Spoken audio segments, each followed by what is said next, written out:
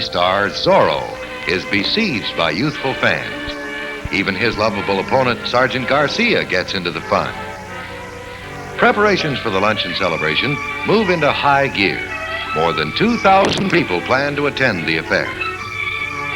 The occasion will never be forgotten. Nearly all the civic and industrial leaders prominent in the city of Flint and the General Motors Corporation are on hand. Heading the list of the GM officials were Mr. Rick G. Donner and Mr. John F. Gordon. It is indeed a star-studded lineup of men who, over the years, helped build a partnership of a town and an industry. The luncheon marks the 50th anniversary of General Motors and the continuing progress of the town.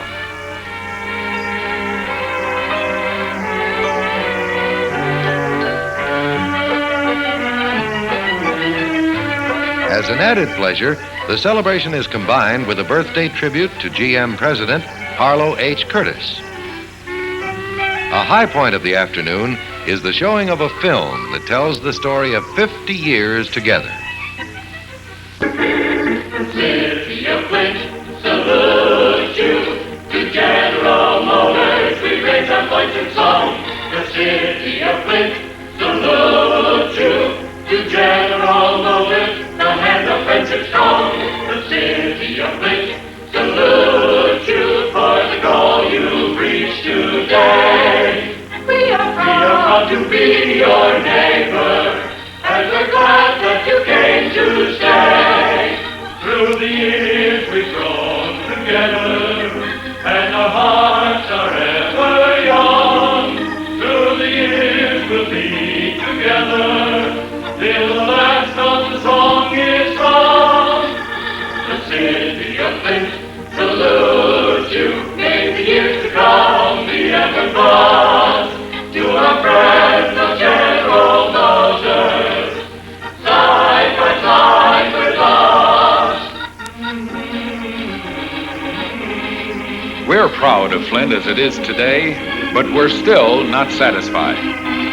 No, we're going to keep on making it a better, brighter, more satisfying place to live and work in. Soon a neighbor of ours, Art Summerfield, is going to break ground for a new Flint post office. But sometimes it's a good idea to kind of look back where you've been, to see how the progress of the past gives a hint of the promise of the future. Our first post office was Judge Lyman Stowe's hat. In it, the judge, our first postmaster, carried 30 trappers and lumbermen of our Saginaw Valley. An automobile plant stands where this woodlot used to be, and it's easier to dig out of the snow nowadays. There was a time when we made sleighs and carriages, but that was long ago.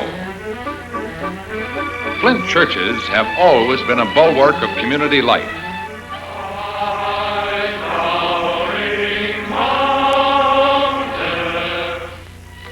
We were mighty proud when we built new schools at the turn of the century.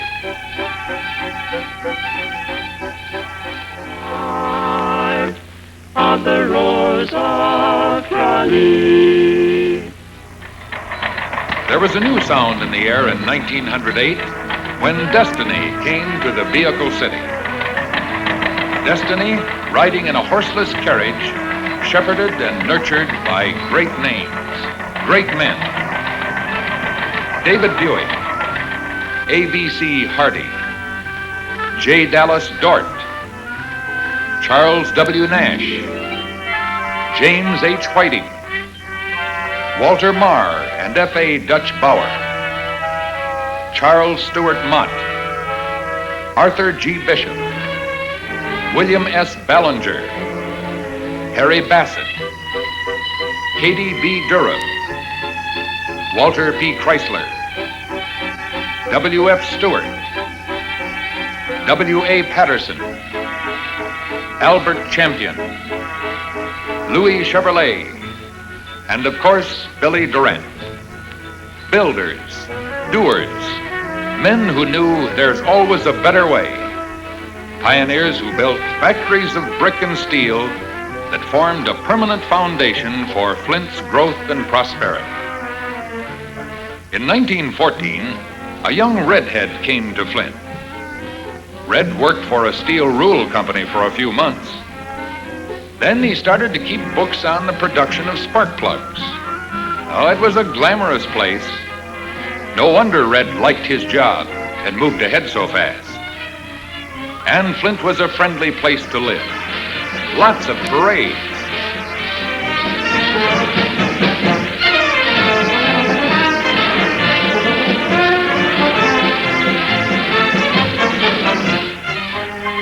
There were good companions at Ma Calier's boarding house, and the board was only $3.50 a week.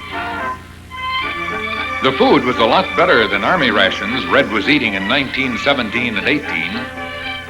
So when the whistles blew and the bells rang on that November 11th, many enterprising young men were glad to come home to Flint and get to work figuring out better and ever better ways to put the dizzy world of the 20s on wheels.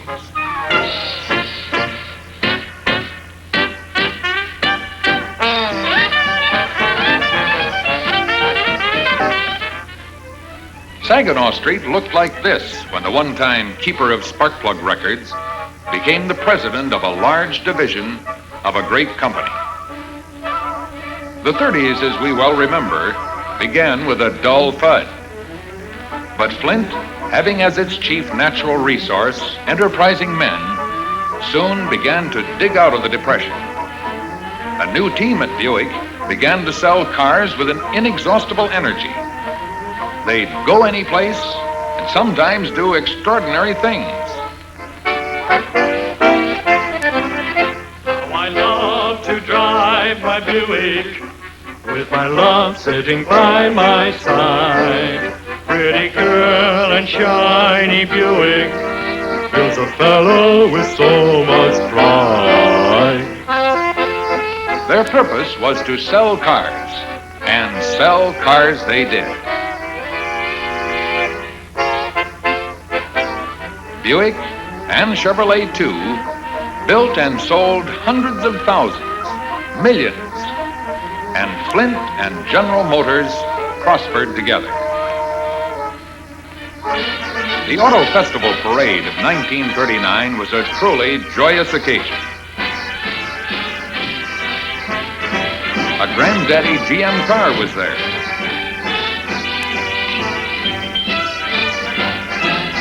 Many of the flesh and blood parents of millions of GM cars were on the sidelines enjoying the show.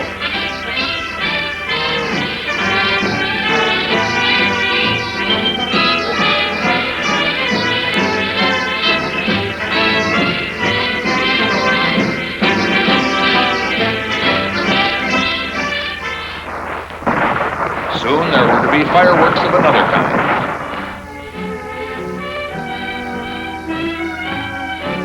The Second World War was a challenge, and the people of Flint and General Motors met that challenge, as all of us well remember. After the war, there was a frantic hunger for new cars. Flint and GM played their important role in satisfying this hunger. With industrial progress came cultural progress. The Mott Foundation helped make Flint world famous for social and educational services. Flint loves community get-togethers like the Soapbox Derby, and when General Motors celebrated the production of its 50 millionth car, naturally the festivities were held here where GM was born. Chevrolet's Tom Keating presented the key to the golden car to a Flint man who was now president of General Motors. This was indeed a gala day.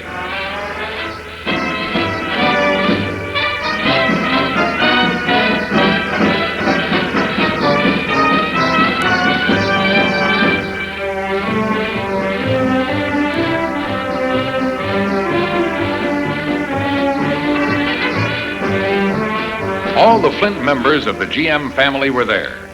Turnstedt and AC, the great division that has grown from Mr. Champion's Flint factory, the famous Body by Fisher, and General Motors Institute, where man learns that everything and anything can be improved. GM's 25 million, a sprig of the Chevrolet branch, a fine-looking, sturdy car. But glistening Mr. 50 million is proof positive that everything can be improved. In the wink of an eye, another part, 100th anniversary. Distinguished guests, happy crowds, and dancing in the streets. Dancing that continues on into the night. Flint is proud of its progress, looks ahead with eager eyes. Appropriately, many of Flint's new buildings bear the names of automotive pioneers. Men with pride in Flint. Men whose inventive genius, energy, and character made possible the progress of the past. From the progress of the past, from the partnership of Flint and General Motors, we see bright promise of the future.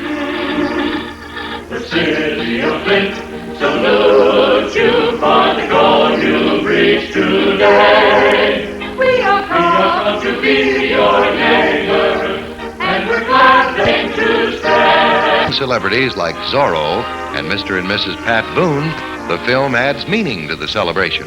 Says it was the best luncheon ever. Miss America says, now I know why people love Flint. Sharon Eckert, Miss Flint, and Sophia Branhoff, Miss Golden Milestone, extend their greetings to Mr. Curtis. Of course, no luncheon is complete without speeches. Arthur Crowley says we have the best. Toastmaster Mike Gorman makes his charm felt. Mayor George Aljo traces the progress of our city.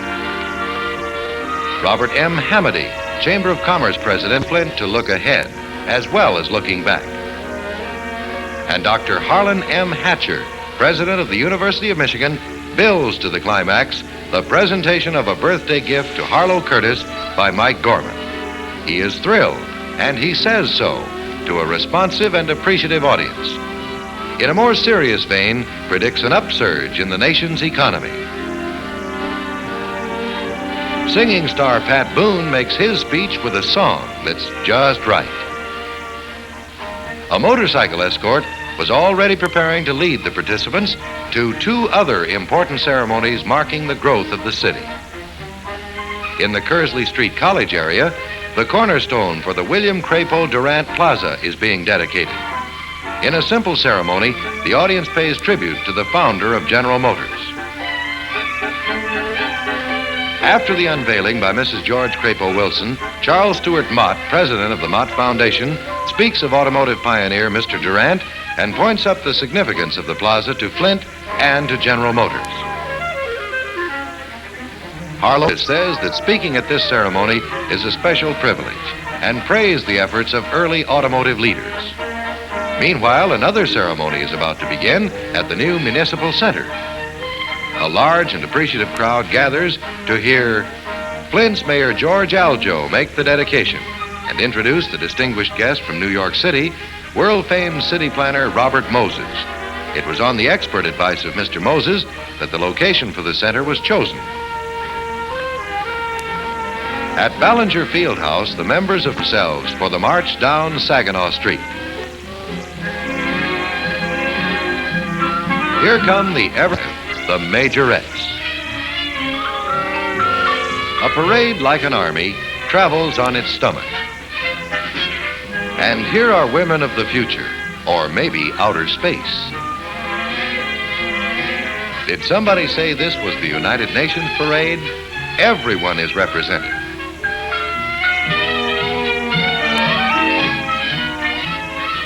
Now this jolly-looking lot should get the Academy Award for this scene. And speaking of movies, some Flint people stay home to watch TV rather than try to be everywhere at once. So they see the Craftsmen's Guild winners as they arrive in town. The Fisher Body Craftsmen's Guild is one of the oldest sponsored youth competitions in the United States.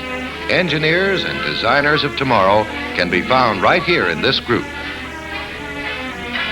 The boys are on a very tight schedule, so a special bus helps them keep their appointments. The big event is, of course, the annual Fisher Body Craftsmen's Guild dinner. Some 40 regional winners attend the banquet after touring Flint. In addition, there are industrial and educational leaders from all across the land. Mr. Curtis, a longtime booster, is a regular attendant at the affair. Mr. Mott has been going to the dinner for many, many years. James E. Goodman, as general manager of Fisher Body, speaks to the large audience and personally makes the scholarship awards to the 8 top winners. And here are the top national winners, each boy holding his prize-winning model. But everyone in town knows it's time for the big parade, the biggest in Flint history. 300,000 people are on hand to see the parade with its many participants from the Flint Public Schools.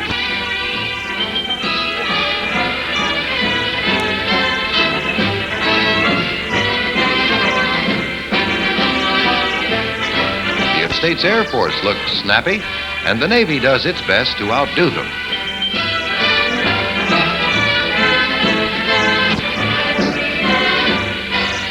The city of Flint salutes General Motors with a beautiful float featuring a typical Flint family, Mr. and Mrs. Frank Robbins and their youngsters.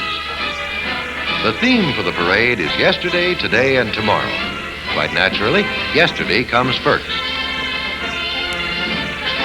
Buick's Wells Fargo float recalls one of the more famous means of transportation in days gone by. And now the Indians really come alive. Nearly 4,000 people march in the parade. From here, it looks as though there are 4,000 majorettes, but the parade moves too fast to count them. The bands from the 2 Flint high schools, Northern and Central, get together for a musical show of strength. Early days in Flint are depicted by this beautiful float.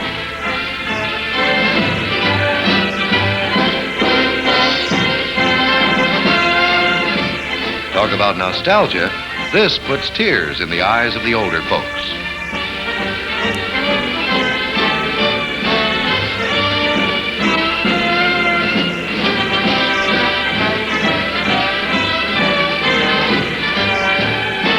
These girls are the famous Cochrane majorettes. And now the flags of all the United Nations. In keeping with the theme, General Motors covers the world.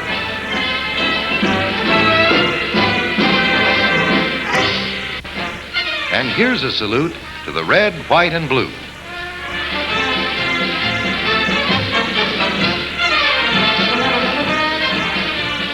Cadillac's float features the Goddess of Beauty.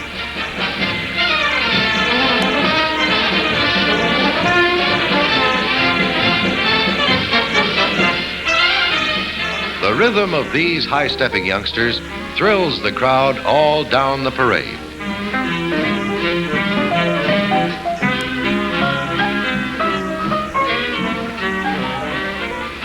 Olympic gymnasts from Flint Community Junior College perform while the float moves along.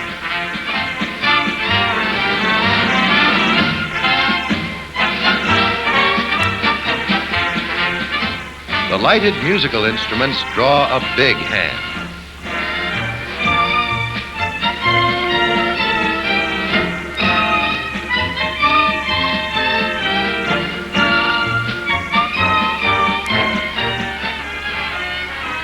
You might call this rock and roll over the years, as Dad shows up the youngsters in a number called Papa Does the Rock.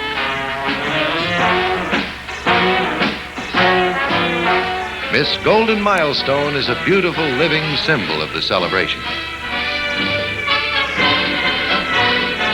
No parade is worthy of the name without the costumes and showmanship of the Shriners.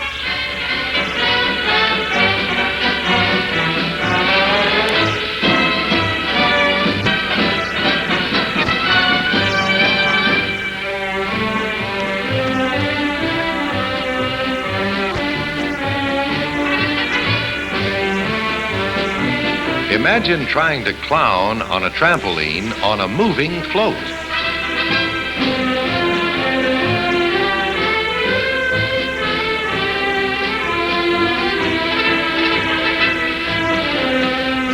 Pontiac's Phil Silvers left Sergeant Bilko back at camp and earned laughter in his own right.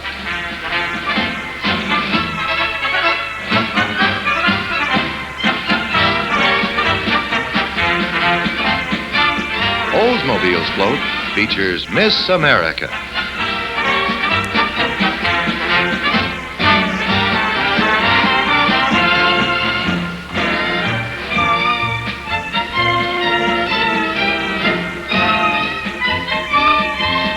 Now the teenagers reach the peak of their excitement with the arrival of Chevrolet's Pat Boone, accompanied by his charming wife, Shirley.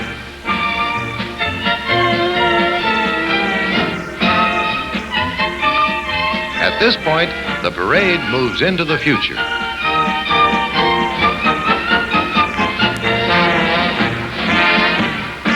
The costumes of tomorrow will look something like this.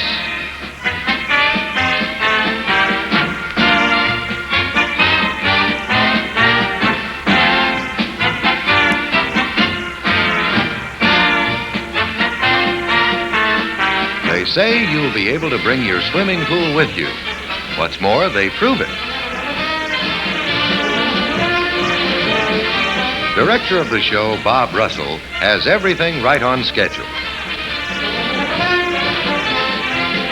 Shirley Black, Miss Michigan, a Flint College student, parades now as Miss Sky Queen.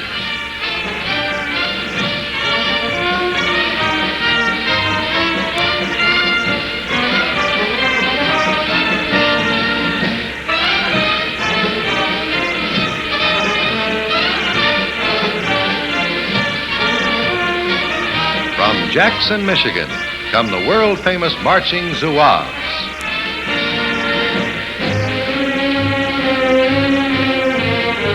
The climax of the parade is symbolic of Flint's automotive future.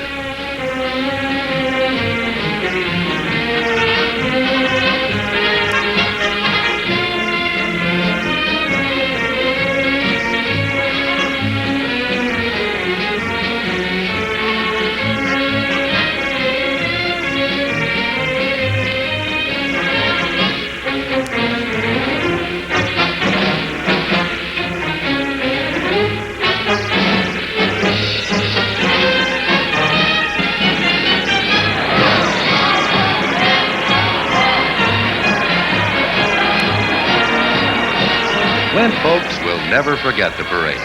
It brought back the past and promised a bright, a future all the people of Flint can look forward to.